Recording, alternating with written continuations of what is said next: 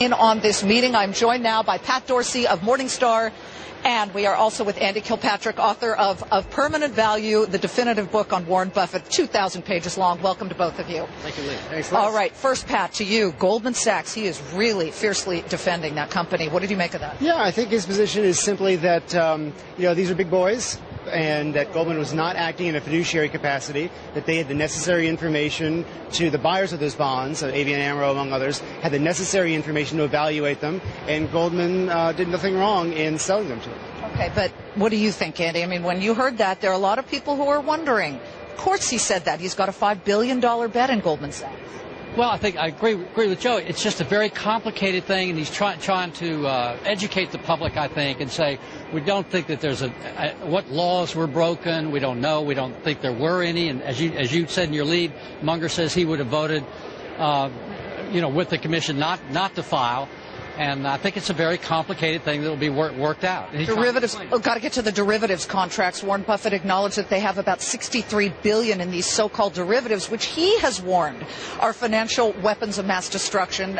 He said that's really not that big. He just feels that if there are new financial regulations, that it should not be enforcing him to put collateral behind existing contracts. Yeah, and I think that's the key point. He said we don't care what the rules are going forward as long as we get paid for the rules changing. But going back and changing rules that have already been written, the analogy he made was, selling a house unfurnished, and then 4 years later someone saying, well, no, I really want it furnished, and having to go back and get the furniture. Andy, what jumped out at you as far as the meeting is concerned, like the number one? Number of topics, Liz. We've been here many years, and we got Burlington Northern Railroad, we got derivatives, we got Goldman Sachs.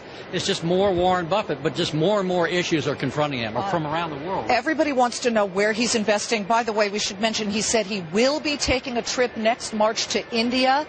Makes you wonder if he'll look at Indian acquisitions, but he also talked about currencies, Pat. He talked about currencies. On the Indian point, it's important to note, somebody who's asked specifically about why he doesn't own more Indian or Chinese companies.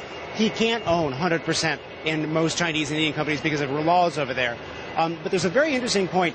Twice on currencies, he said, I think most currencies, or all currencies, are a poorer bet today relative to the past. And he used almost those exact same words twice. And it's unusual that I've heard him, make that kind of a strong statement about a macroeconomic issue, twice in the meeting. It really jumped out at me. He also talked about his succession plan. And again, he says he's got 4 names. He won't reveal them. We're all guessing that, of course, it might be Dave Sokol of Mid-American and Ajit Jain, who runs the insurance business. But you don't think so, Pat? I don't think it's Ajit. I mean, Ajit is not an operator. Ajit is an reinsurance expert. Sokol is operating opposite. He's certainly on the list. Andy may differ, but I wouldn't see Ajit as one of those names on the operating list. I heard it was you, Liz. Oh! I think David Sokol has the pole position, all these other names that are talked about, Tony Nicely at Geico. But who knows? Things could change a lot in 5 years. It could be anybody. Right now, David Sokol. He did say that he had a medical check recently and that everything was fine and that he drives his doctor crazy because he eats so poorly. But putting the laughs aside, there's a serious tone to this meeting because of the Goldman overhang. There is a serious tone. I also found, though, the questions this year were more substantive than many past years. It was really impressive just how many issues were addressed and just the degree to which Buffett answered them substantively and didn't kind of pass things off on kind of some of the standard, here's how I look at the world, things you could have gotten out of past shareholder letters. There was more kind of new information in this meeting than I feel like in some past years. Well,